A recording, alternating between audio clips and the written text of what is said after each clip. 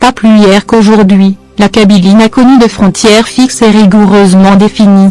Mais son histoire montre d'autres permanences, une continuité linguistique qui remonte à plusieurs millénaires avant notre ère, l'usage perpétué de systèmes de signes et de symboles issus de la protohistoire, une forme d'organisation tribale, attestée de l'Antiquité, restée caractérisée par le contrôle direct et rigoureux de dirigeants désignés et constamment opposé à l'émergence d'un pôle de pouvoir unique et centralisé.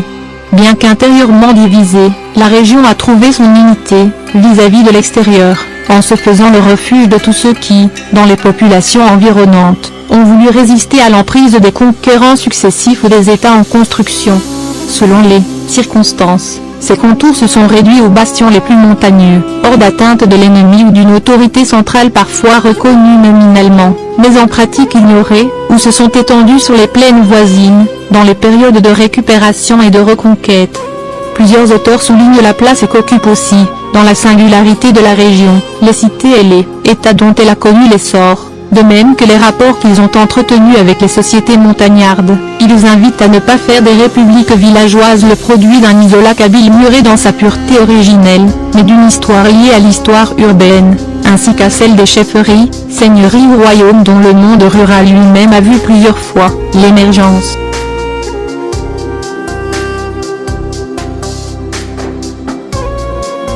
Préhistoire et protohistoire.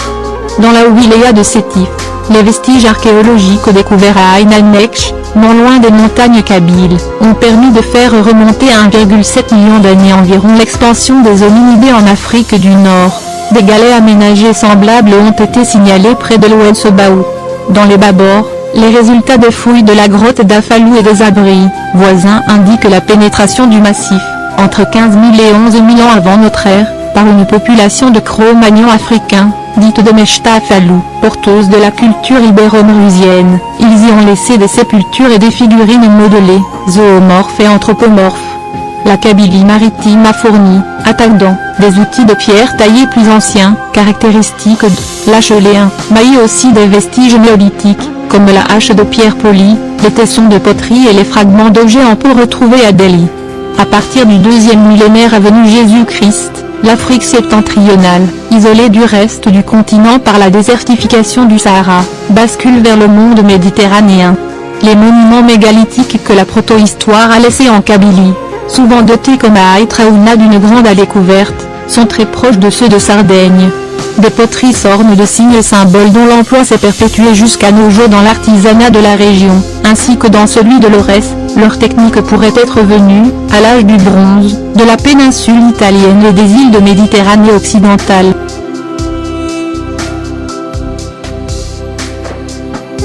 De l'Antiquité proviennent les stèles libyques où apparaît une écriture dont le Tifinagh est le descendant actuel.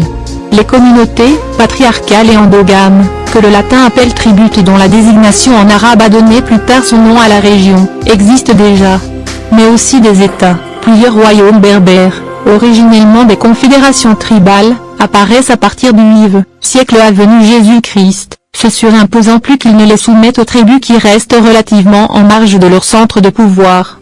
À plusieurs reprises, l'embouchure de l'Ampsaga, Oued el-Kébir, est prise pour frontière, au I siècle avant Jésus-Christ entre le royaume des Mazéciles, à l'ouest, et celui des Massiles, comme entre les territoires mauritaniens et numides autour de l'an 100 avant Jésus-Christ, avant de tenir le même rôle pendant les 5 siècles de domination romaine. Les Phéniciens, dont les réseaux commerciaux commencent à s'implanter vers 1100 avant Jésus-Christ sur les côtes d'Afrique du Nord, créent dans la région les comptoirs d'Igilgili, Gigel, Ruzazus, Azephoun, et Ruzukuru, Delhi. Après la fondation de Carthage, l'influence punique est, par son intermédiaire, l'empreinte grecque, s'étend à partir de la façade maritime. Elle marque toutefois moins les campagnes que les villes, qui pour leur part, sur la côte, maintiennent sans doute à l'égard des pouvoirs autochtones une quasi-autonomie. Les premières interventions des Romains remontent aux guerres puniques. Ils cherchent alors, parmi les chefs berbères, des alliés pour contrer la puissance de Carthage. Au I siècle avant Jésus-Christ, la plus grande partie de l'actuelle Kabylie se trouve sur les territoires des Macéciles, la Mauritanie, excepté la partie orientale qui fait partie du territoire des Massiles, la Numidie. La région est donc contrôlée en grande partie par Syphax, roi des Macéciles et allié de Carthage. Elle passe après la Deuxième Guerre punique sous le contrôle exclusif de Massinissa, roi de Massile, régnant sur la Numidie et allié des Romains. Son règne, de 203 avenue Jésus-Christ à 148 avenue Jésus-Christ, est une période de développement de la partie orientale de la Kabylie, où il introduit l'agriculture, valorisant les grands espaces, sédentarisant et socialisant les populations numides. Dans l'ensemble, la Numidie restera par la suite, sous les Romains, une terre agricole prospère. Avec l'effondrement de Carthage, puis les divisions qui suivent la mort de Massinissa, les royaumes de Numidie puis de Maurétanie sont progressivement assujettis et finalement annexés en tant que province romaine. Au Ier siècle avenue Jésus-Christ à l'est de Lampsaga, en Numidie, le port de Chulu, Colo, est inclus avec Cirta, Constantine, Milève, Mila, et Rusicade, Skikda, dans une confédération cirtéenne, dotée d'un statut administratif particulier. À l'ouest, sur les pourtours du mont Ferratu, la montagne de Fer, généralement identifiée au Djurdjura, pays des Quinquegentiani, les gens des 5 tribus, sont établis d'autres colonies, sur la côte, à Ujilgili, Salde, Béjaïa, et Rusukuru, vers l'intérieur, entre ces deux derniers ports, le long de la voie qui sur l'itinéraire d'Antonin et la table de Peutinger passe par la vallée de la Sava, Soumam, Atubusiptu, Tikla, puis par Bida, Djema'a Sarij, et Tojansi, Taoura, et plus au sud, à Aosia, Sour el Gozelan. Elle relève de la Maurétanie césaréenne, administrée depuis Kézara, Cherchel. À la fin du Ier siècle, les de la Sava en est détaché pour constituer autour de Sétifi, Sétif, une Maurétanie sétifienne. Globalement, le Djurdjura, la Kabylie maritime, mis à part quelques enclaves côtières, et les Babors constituent des zones hostiles à la pénétration romaine. L'aspect boisé et inexploité de ces régions les oppose au Gergour et Ferjiwa, où la forêt a déjà subi une régression liée aux activités agricoles de populations berbères refoulées par la colonisation romaine, notamment des plaines sétifiennes. Les Romains mettent en place un ligne bidandi dans la vallée du Sebaou et un ligne tubus subtitanium dans celle de la Soumam, deux dispositifs militaires destinés en particulier à contrer les assauts des populations du Djurdjura. La présence romaine s'établit principalement dans ces vallées, ainsi que sur les hauts plateaux. Dans la partie orientale de la Kabylie, une urbanisation se développe le long des vallées et des routes, en lien avec la possibilité d'une présence romaine durable. Linguistiques et culturels sont plutôt perçus par eux, à leur arrivée, comme un danger pour la cohésion de l'Empire dans ces provinces. Même s'ils contrôlent les plaines productrices de blé, l'étendue de la région, l'insuffisance des voies de communication et les disparités entre populations plus ou moins romanisées et non romanisées réduisent leur capacité de défense, à la veille de l'arrivée des Arabes. S'y ajoutent de multiples facteurs de faiblesse. Les Byzantins pratiquent un catholicisme agressif, persécutant ariens, donatistes et juifs. Leur pouvoir est frappé d'une crise administrative marquée par la corruption, les abus des gouverneurs provinciaux et les impôts élevés, laquelle se double d'une crise politique, les liens de vassalité finissant par disparaître lorsque les chefs berbères ne sont plus payés par l'administration centrale. De plus, la présence byzantine n'a jamais regagné l'ensemble de l'ancien territoire romain, le renforcement des tribus berbères pendant la période vandale constituant un obstacle majeur. La Kabylie, comme l'ensemble des montagnes du Tel, échappe à leur autorité, qui se limite aux environs de Sirta, de Kalama, Guelma, et de quelques villes fortifiées. Et les Arabes surviennent donc dans un Maghreb divisé, où les Berbères secouent une domination byzantine devenue trop lourde. La déliquescence du pouvoir impérial a favorisé l'émergence dans les régions montagneuses de grands groupes tribaux, Kutama, Oroba, Sanaja, Belozma, Masmouda, et Setora. Ces confédérations, qui serviront de support à la résistance des chefs orésiens Axil et Diya, vont aussi façonner l'histoire du Maghreb médiéval.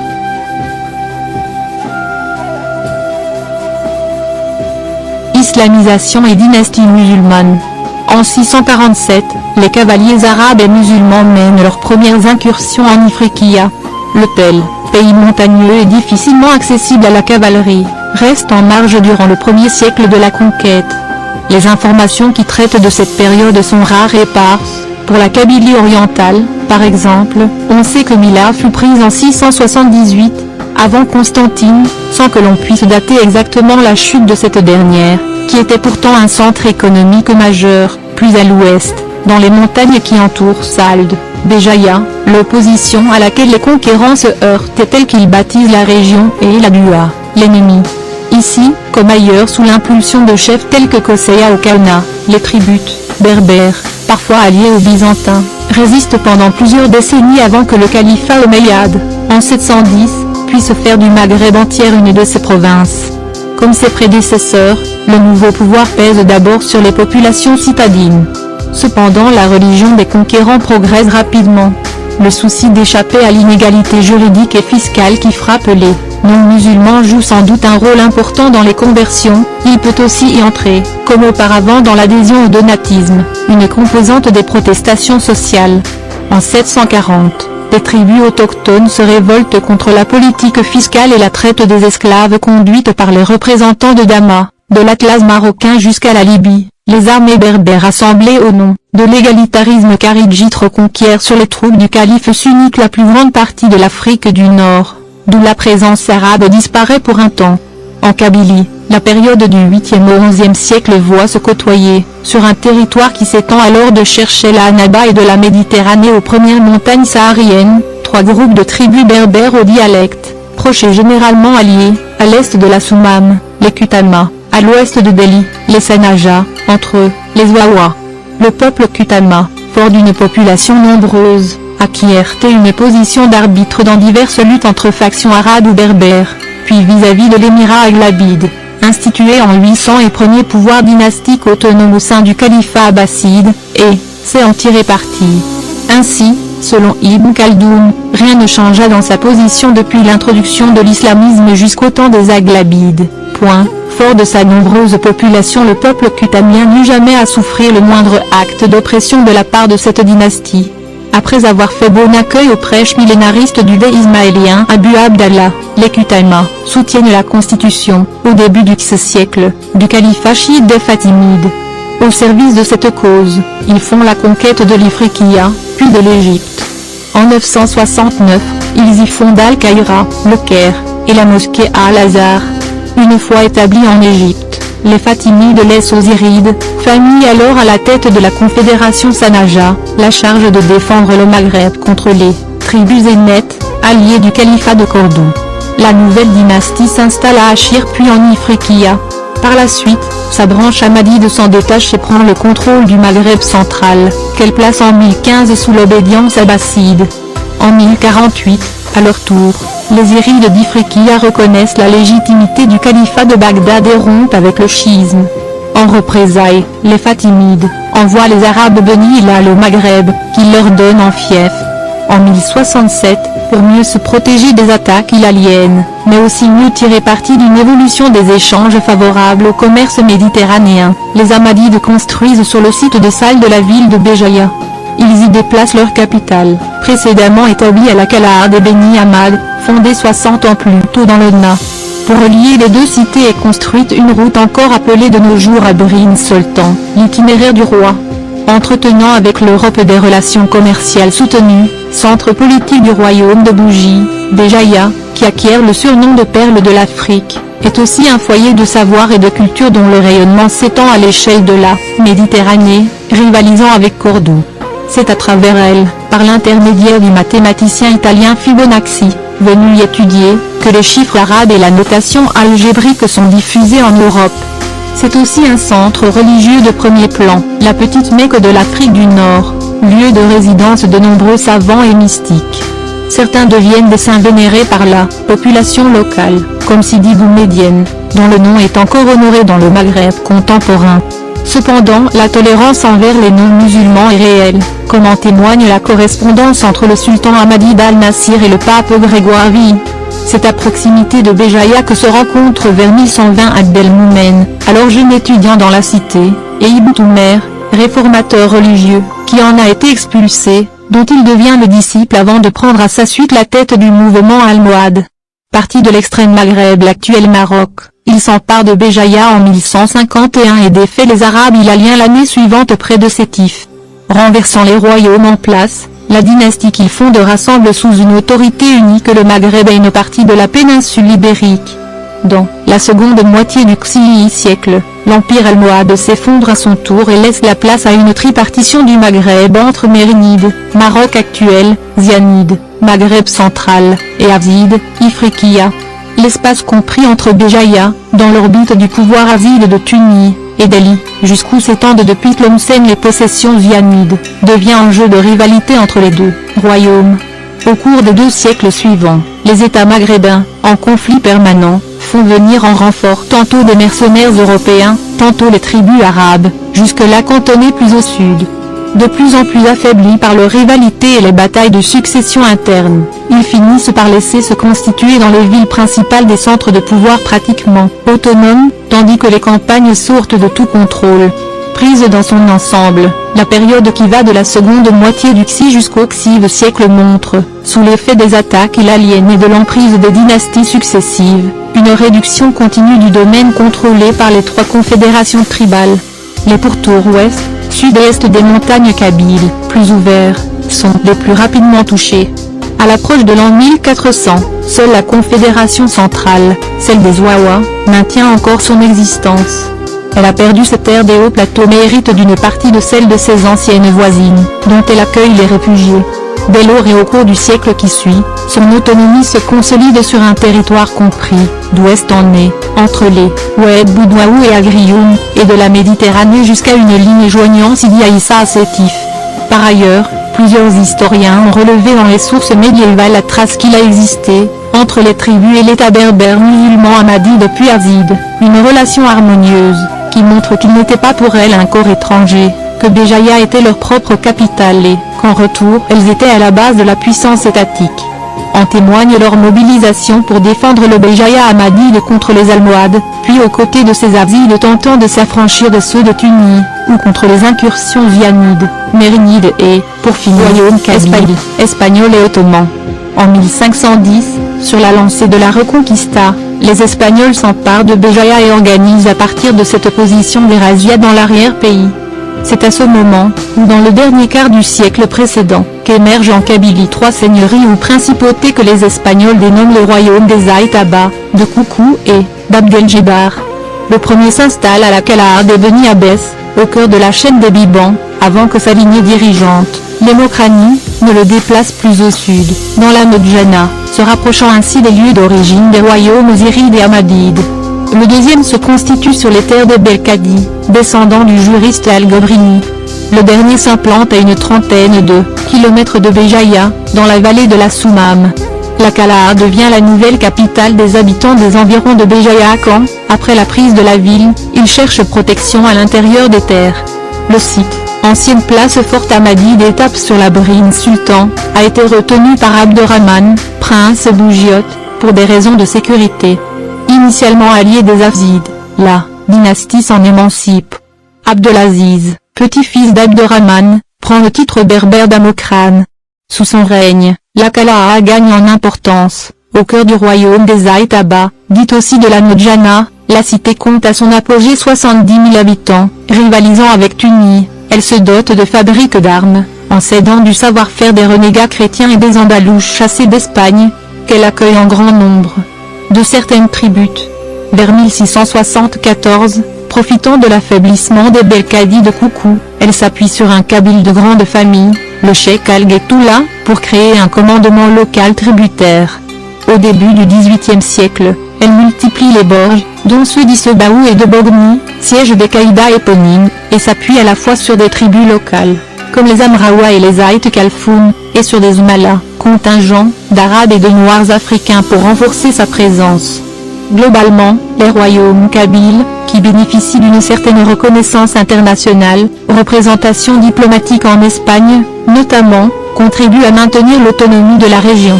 Vis-à-vis de la régence, après une période de rivalité exacerbée ou alterne phase de paix et de guerre pour le contrôle d'Alger, les relations se stabilisent à l'époque des Dey. L'autonomie kabyle fait l'objet d'un assentiment tacite qui marque une étape importante dans la constitution de l'identité régionale.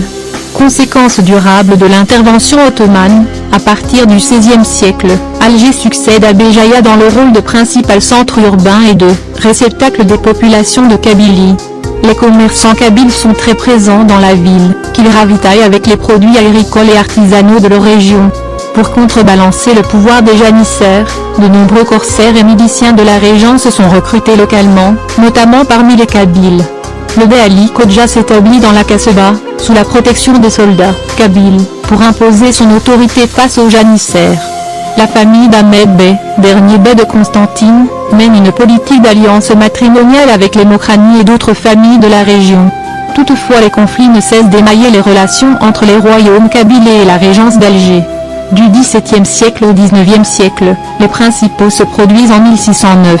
Les Kabyles dévastent la Mitidja et menacent Alger, puis entre 1758 et 1770, dans toute la Kabylie, et enfin entre 1805 et 1813, dans la vallée de la Soumam.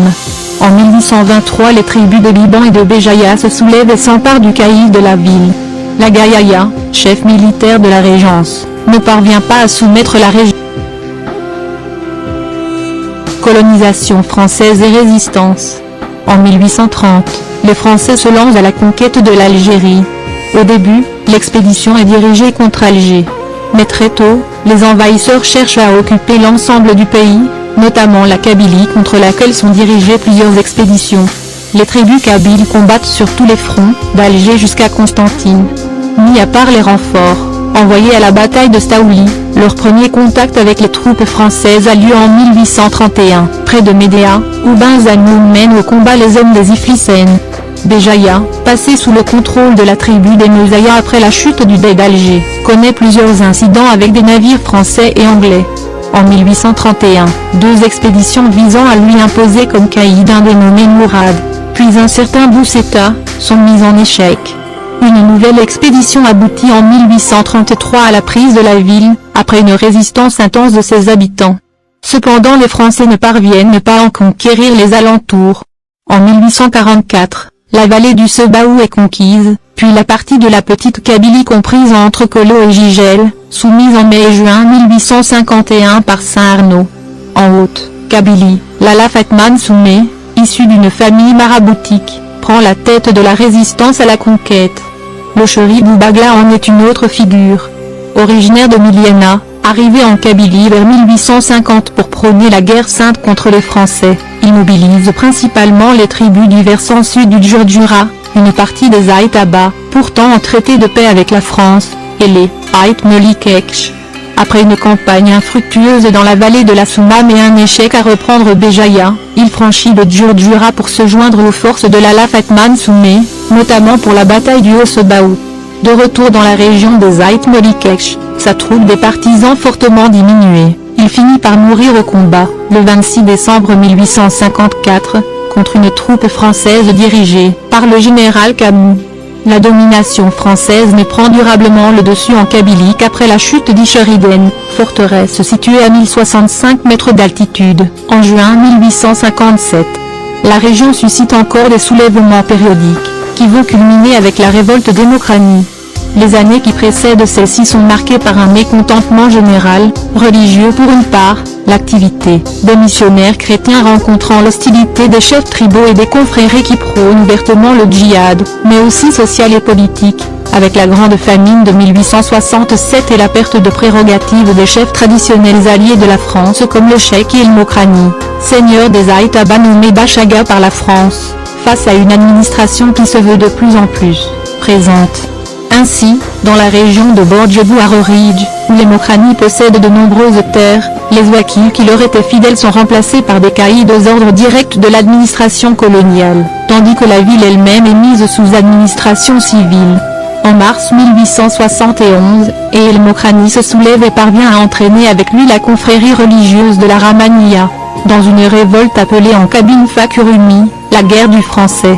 En dépit de la mort du cheikh le 5 mai, puis de la soumission de la confrérie le 30 juin, la rébellion n'est entièrement vaincue qu'en janvier 1872, la répression se solde par une énorme amende de guerre, la confiscation de 446 000 hectares, de nombreuses arrestations et des déportations en Nouvelle-Calédonie. C'est l'origine des Kabyles du Pacifique.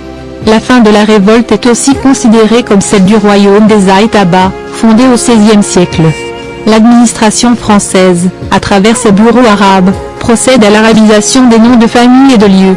C'est ainsi que, par exemple, Iwadien devient les Ouadia, Aïtz Manzer est transformé en Venise Manzer ou encore Aït Yahya en Ould Yahya. Après la révolte des Mokrani, ces actions, d'après l'analyse d'Alain Mahé, prennent le caractère d'une politique de destruction de l'identité kabyle, pour casser la cohésion de la société villageoise. La généralisation de l'état civil donne lieu à l'attribution de noms arbitraires et différents aux membres d'une même famille. En réaction à ces transformations, les oppositions à l'autorité coloniale se poursuivent notamment sous la forme du banditisme.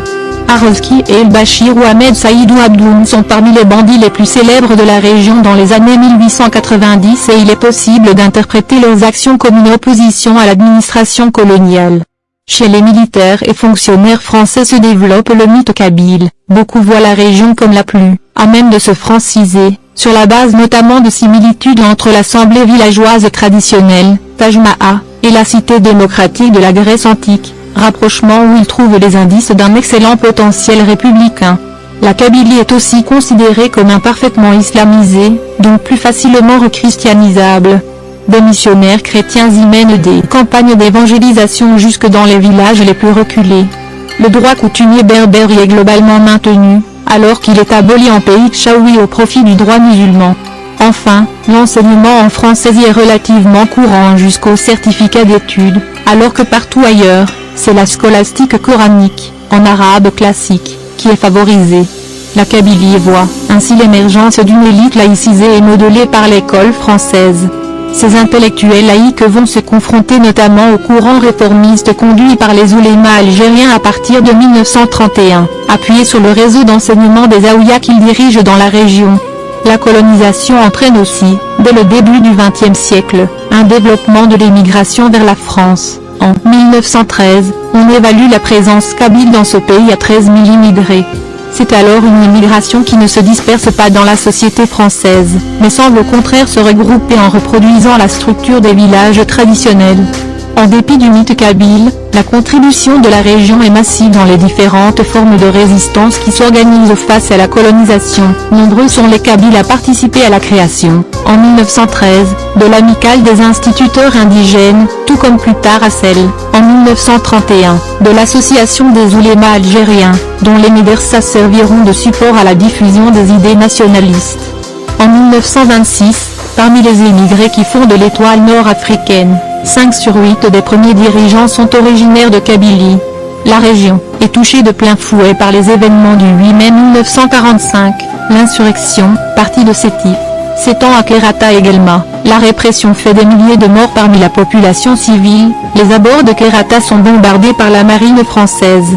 En 1949, au sein du principal mouvement nationaliste algérien d'alors, le PAMT et LD, éclate la crise berbériste. Elle oppose la direction du parti des militants en désaccord avec sa ligne dite arabo-islamique. Certains sont éliminés, d'autres, sous la menace de l'exclusion, se rallient à l'orientation alors dominante. Laouiléa III dans la guerre d'Algérie. Pendant la guerre d'indépendance algérienne, l'organisation du FLN et de l'ALN crée pour la première fois un territoire administratif kabyle, Laouiléa III. C'est que la région se trouve au cœur de la résistance au colonialisme français. C'est aussi, avec les Aurès, l'une des plus touchées par la répression, du fait de l'importance des maquis et de l'implication de ses habitants. Le FLN y recrute plusieurs de ses dirigeants historiques, parmi lesquels Aban Ramadan, Krim Belkacem et aussi Naït Ahmed, ainsi que des chefs militaires comme le colonel Amirou Shahid Hamouda. C'est également en Kabylie que se tient en 1956 le congrès de la Soumam, le premier du FLN. Au plus fort des combats, les effectifs de l'ALN rassemblent en Kabylie 12 000 hommes qui disposent d'un fonds de 500 millions de francs algériens. Bastion de l'ALN, la région est aussi le lieu de certaines des plus marquantes de ses victoires, comme la bataille de Bouiziza. Les tentatives d'infiltration menées par l'armée française sont souvent tenues en échec, voire parfois retournées contre elle comme dans le cas de la Force K de 1956, officiellement commando armé par l'armée française pour combattre le FLN et en réalité cellule de collecte d'armes et d'espionnage pour le compte de Laouiléa III. 2 années plus tard, les services spéciaux français ripostent en lançant dans le maquis kabyle la Bleuite, vaste opération d'intoxication qui provoque des purges dévastatrices dans les rangs de la wilaya 3, sous les ordres du colonel Amirouche. Cependant la mobilisation de la région résiste à la répression des populations civiles, destruction des ressources agricoles, pillage, fouilles et destruction de villages, déplacement de population, création de zones interdites, etc., comme à l'ampleur des moyens militaires déployés, notamment en 1959 lors de l'opération Jumelle, dans le cadre du plan Chal. Après la mort d'Amirouche le 29 mars 1959. Et sous l'impulsion de ses successeurs Abderrahmane Mira puis Mohan Oulad, la wilaya 3 se réorganise en éclatant ses grosses unités en formation plus petites et en rapatriant les mousseblines, agents de liaison avec la population, dans les maquis. Après le plan Chal, les femmes PR en ont petit à petit un rôle accru, non soupçonné par l'armée française. Ce sont elles qui de plus en plus, souvent assurent le renseignement et le rôle de police dans les villages. En 1961, l'ELN parvient à occuper plusieurs postes militaires français.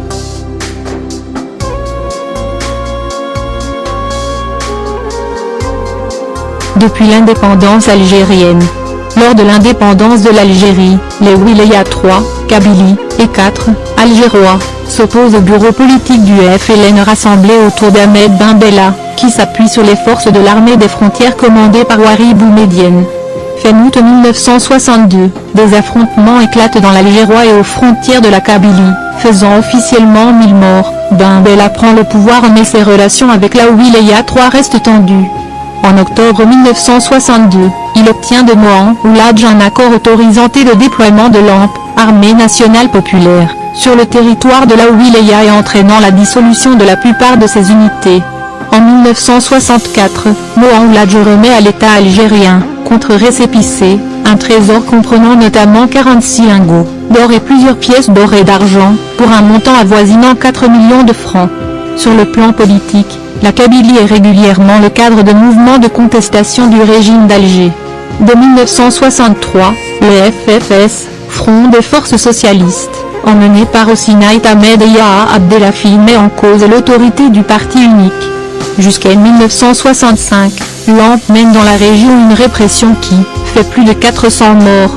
En avril 1980, à la suite de l'interdiction d'une conférence de l'écrivain Moulouma Meri sur la poésie kabyle ancienne, émeutes et grèves éclatent à Tizi Ouzou, la Kabylie et les universités algéroises connaissent plusieurs mois de manifestations réclamant l'officialisation de la langue berbère.